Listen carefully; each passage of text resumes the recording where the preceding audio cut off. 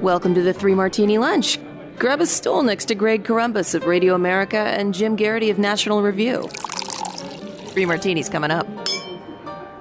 Really glad you're with us for the Wednesday edition of the Three Martini Lunch. We have good, bad, and crazy martinis today. The first two dealing with our immigration crisis. And spoiler alert, what Biden did yesterday is not going to make things demonstrably better, but we'll dig into it piece by piece here. The good is once again the Biden administration being exposed for what they're doing in terms of border policy.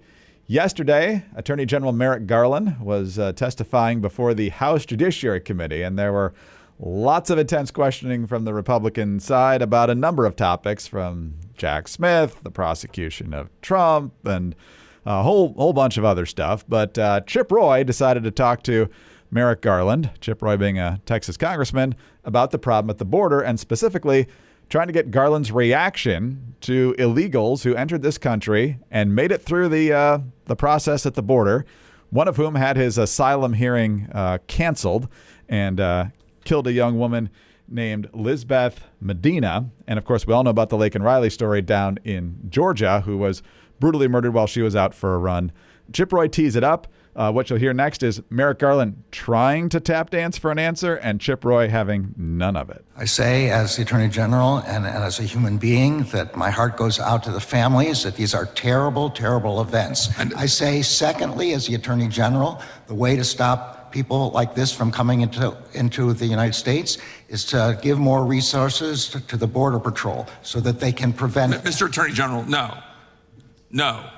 You don't want to we the people of Texas, money's not going to solve the problem when the Department of Homeland Security and the President of the United States refuse to enforce the law, ignore the policies, and Lisbeth Medina would be here alive today if we were following the law. Laken Riley would be here today if we had not released a killer onto the streets of the United States of America through parole policies that this administration is advancing. And the Department of Justice is suing the state of Texas in court, taking valuable resources to go against the people of Texas, when Texas simply wants to say that we should have a say in stopping people who are illegally, arrest them, and be able to deal with that on our own terms when the federal government refuses to do its job. We'll get to the Biden executive order in the second martini, Jim, but this is a good encapsulation by Chip Roy on just how derelict this administration has been at the border. And then when they are put on point for it, they try to tap dance about funding and other stuff, and Republicans not cooperating with the Senate bill when the Republican-sponsored House bill was much, much tougher. And so good for Roy for not accepting the pablum there and pointing out the truth.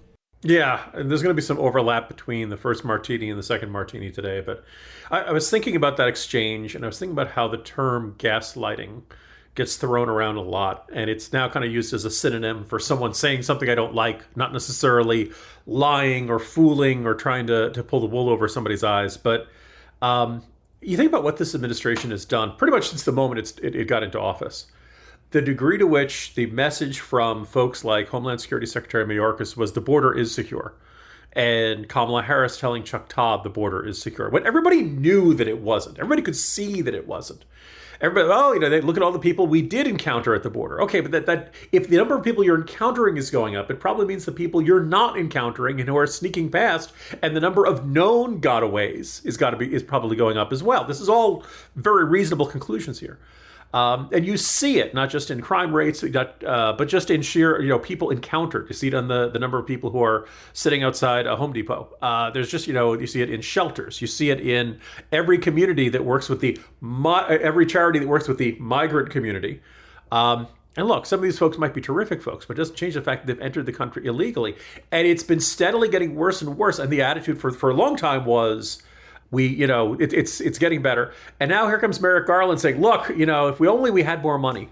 Really, that's going to be your excuse here. And it is just a certain shamelessness. Think about like the kind of mentality it would require to be sitting there in Merrick Garland's shoes, looking at what the immigration situation in this country has been over the last 3 years. We're talking, you're knocking on the door of 10 million, and some estimates beyond 10 million have entered during the Biden administration. The number usually heard was 11 million, and it was kind of thrown around, and that was the best estimate most people. We all know that in the last 3 years, it's gone up dramatically.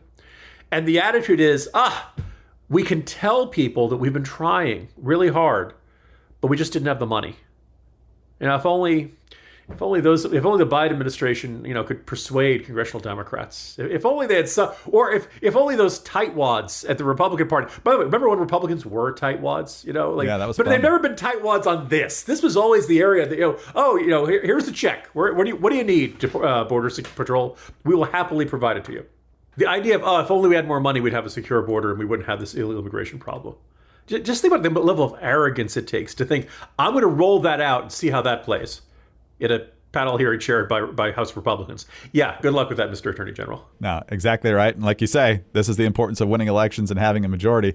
You could still have Republicans in the minority asking tough questions if that were the case. If the Democrats still had the House majority, the argument might be why is the Border Patrol still whipping those Haitians? Yeah. So yeah, the idea that just throwing more money at the problem is going to solve it when they're not willing to enforce the law as it exists. We know about Biden rolling back dozens and dozens of executive orders. This was deliberate from the beginning, and now they're trying to blame shift. And by the way, some of that money goes to buy like PlayStations and Nintendo Switches for kids in the detention camps. It's not buying detection equipment and other material that the Border Patrol actually can use to secure the border. So it's a big, big mess, and we'll have more to say about it in just a moment. But perhaps the best news of the day is the deal you can get with Omaha Steaks just in time for Father's Day.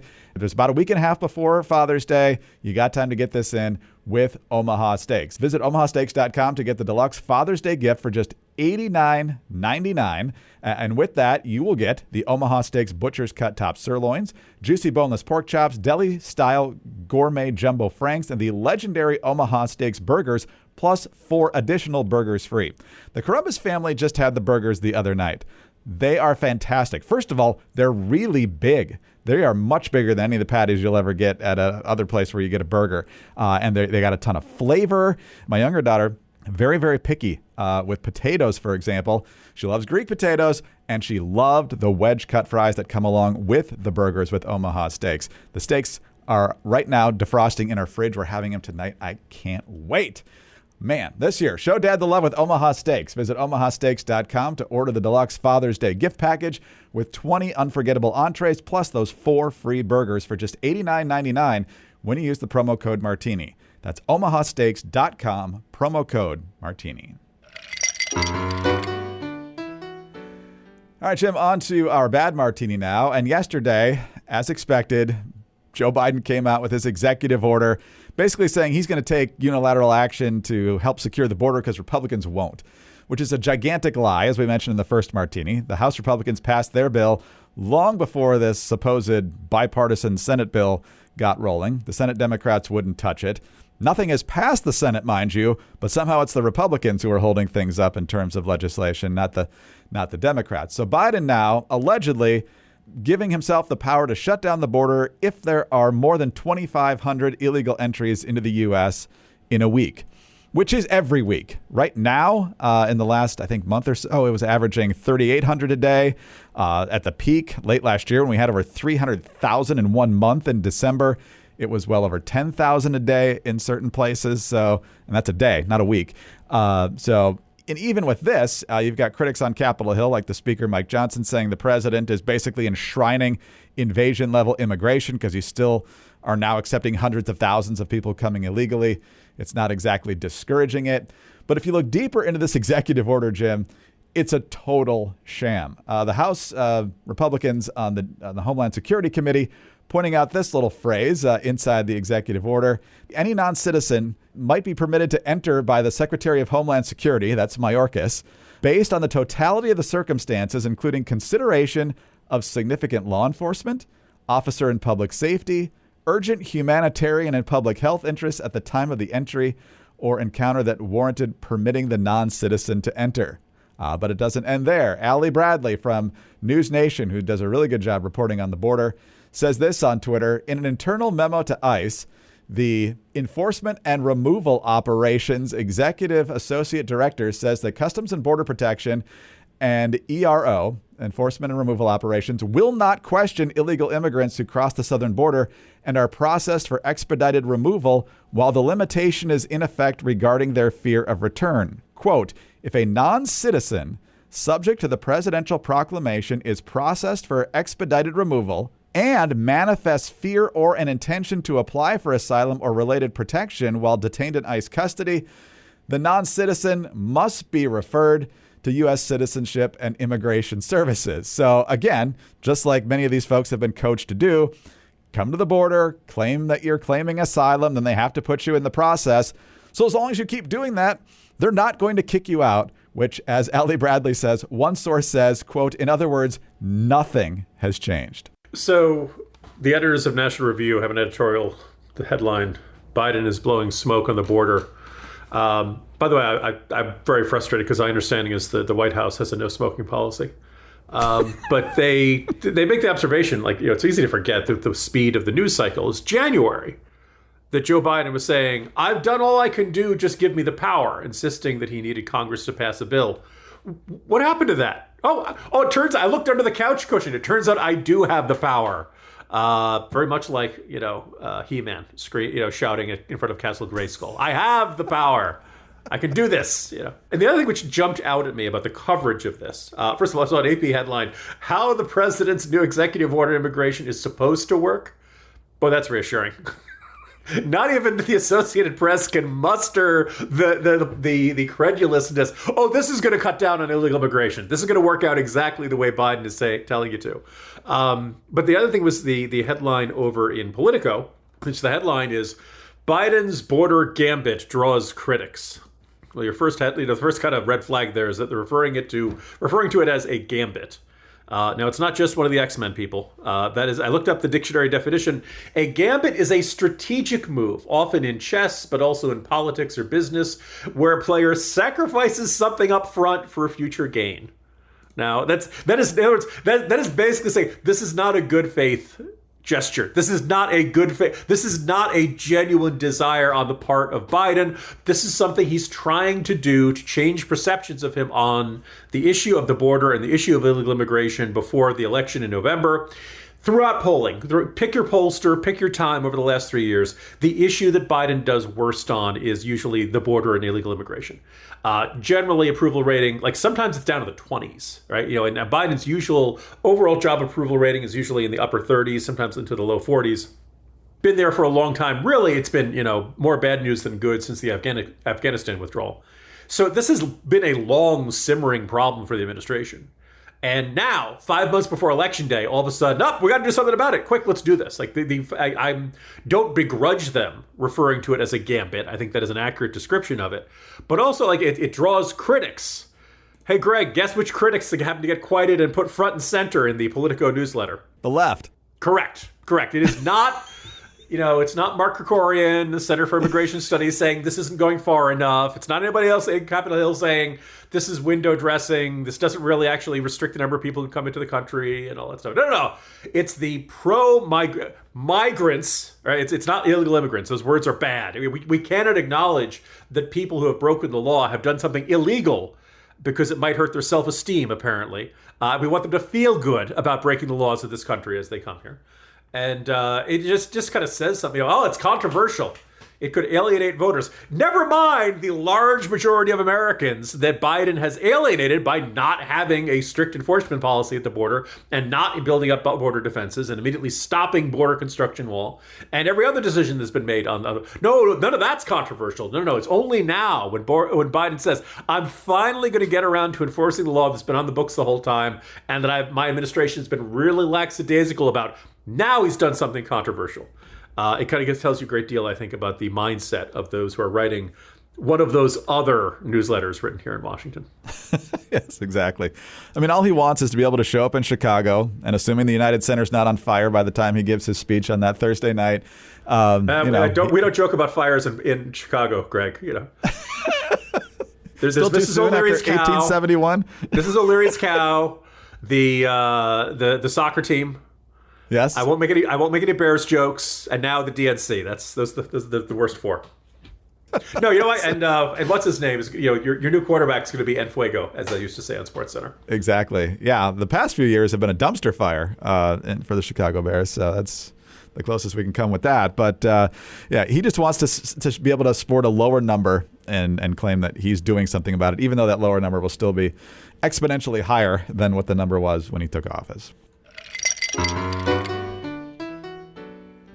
All right, Jim, on to our crazy martini now. And I suggested this as a bad martini, but it's so common in our martinis that it's actually the reaction of someone that's become the crazy martini.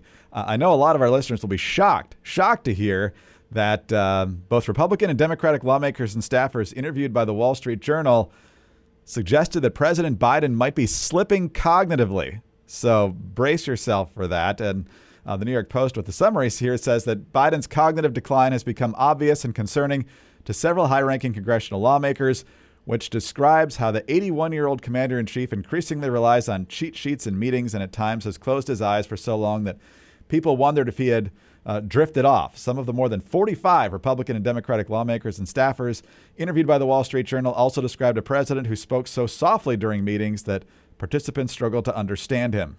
Yeah, because that's only behind the scenes. We haven't heard him do that at the podium at all over the last 3 years. Others noted that Biden's demeanor and grasp of policy details varied by the day, and he frequently relied on notes and deferred to aides during conferences. And every time there's a story like this, the Democrats pointlessly circle the wagons. Usually it's Karine Jean-Pierre saying, oh, I don't know where they're getting that from. Now it's Joe Scarborough over at MSNBC, former Florida Republican congressman. Here's his tweet early this morning. I have spent a good bit of time talking to Kevin McCarthy through the years and hours with Biden in 2024. There's no comparison. Biden is far sharper, more intellectually curious, and far more insightful on global affairs than any House GOP speaker I have met over 30 years. Really? Newt Gingrich, 1995, is struggling behind Joe Biden at 81? I don't think so. So unless Joe Biden constantly asking what people's names are or what he just talked about qualifies as intellectually curious, Jim, methinks the Democrats protest too much here. Wasn't Paul Ryan House Speaker? Yes. But the whole thing was he was, boy wonder, super smart, Boehner, I mean, he'd cry a lot, but he was smart, right? And McCarthy, if you want to say he's not the sharpest knife in the drawer, I have not interacted with him enough to draw a solid conclusion. He seemed fine in all the interviews we got to see. But if you want to, but he's not forgetful, right? He's not stammering. No one has said, I was chatting with Kevin McCarthy the other day and he fell asleep mid-conversation. You just don't hear that of him. The man has flaws, but I've just observed that doesn't seem to be one of them. First, everyone, if you go read the Wall Street Journal article, I tried to summarize the best or most important parts in today's Morning Jolt. One of the angles that kind of jumped out at me, and look, when Biden is doing an interview with Time Magazine and he says he isn't going to stop, Putin isn't going to stop at Russia, and he means Putin isn't going to stop at Ukraine. Okay, we all make the wrong word. Listeners, you have no idea how many times when I'm doing this off the cuff and Greg will say, what you meant to say was such and such, and then we retape it, right? So I granted, this is a human, I'm not worried. And also a bunch of these cases, Biden will correct himself fairly quickly. So that's not the worry. The bigger worry is when Biden insists, as in the case of, keeping troops in Afghanistan, he insists that no one advised him to do that. And then several members of his cabinet, including the chairman of the Joint Chiefs of Staff, testified under oath that, yes, we did recommend to the president that. And so the question is, okay, is Biden just lying? Or does Biden genuinely not remember what he said? I went back to the special counsel Hur transcript, and Biden got so angry that Hur had brought up the issue of when his son died. Well, actually, Biden brought it up. And according to the transcript, Biden couldn't remember. He couldn't remember the exact date, and then he got confused about what year did I leave office? What year did Trump take office? Was it 2015? It's there in the transcript. Now, remember also, by the way, Biden is invoking executive privilege so that we can't hear the audio, right? So, based on all this stuff, it seemed pretty reasonable that the Biden behind closed doors is the Biden we see on camera 5 days a week, because he doesn't appear on weekends very much. And, anybody who's had an elderly relative has this mentality, they have their good days and they have their bad days. And if you've seen an elderly relative deteriorate and eventually on the way to passing away, it is very sad, but what you start to notice is that the good days become rarer, the bad days become more common. And it's painful as all hell to watch your loved ones go through that. But Joe Biden is 81 and a half. It is not surprising that he would have good days and some bad days. And when we think about the prospect of putting him back in, keeping him right there behind the Resolute desk in the Oval Office, he's probably going to have more of these bad days coming up. They're probably going to have fewer of those good days coming up. I like Joe Scarborough. I haven't talked to him in a bunch. He likes Biden more than he likes Trump. Fine. Okay, those are your conclusions. What is really jumping out about this is that if you want to make the argument for Biden, you could say he's better than the other guy, and most days he keeps it together, and most of his memory lapses aren't all that consequential. It's not a great defense, but that's a somewhat plausible. That's within it. The argument that Biden is sharper than all the House speakers for the last 25 years. I mean, horse pucky. And it reminded me of Karine Jean-Pierre insisting on CNN about a year or two ago, oh, Joe Biden has so much energy, I can't even keep up with him. Nonsense. I don't. Go see a doctor, Karine Jean-Pierre, if you really mean that, because at that time he was 79, 80. We see him shuffling. We know he does one public event 5 days a week. We could see this, and this is where you kind of know it's really bad. This is where you kind of know because again, read the Wall Street Journal. It's pretty fair money. They quote Democrats who say, yeah, most days he's pretty good. And, there are days where Biden will go out in front of the cameras and it won't be that bad. Or the times he gets tongue-tied or something, or he mumbles, it's not that consequential. There are those days. I do think they're getting rarer. And the other thing in this article is they point out Biden's meetings with people on members of Congress did 3 dozen his first year, 2 dozen his second year, 12 the third year of his presidency, and I haven't heard about too many this year. So what does that tell us? Now they said, well, Republicans control the House now, so there's fewer reason to meet with them.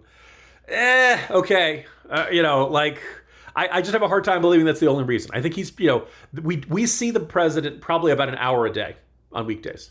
So the question is, what is he like those other 23 hours? And my fear is that a big chunk of those 23 hours, besides when he's sleeping and eating and stuff like that, he's just not in any state to make decisions or do presidential duties, which is why we see so little of him.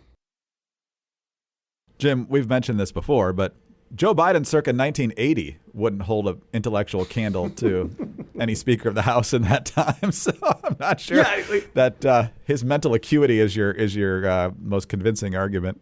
The best defense you can make to everything what I say, Biden says no one advised him to keep troops in Afghanistan, is that, well, with Jim, he's lying. Okay, that's plausible. Biden does that a lot.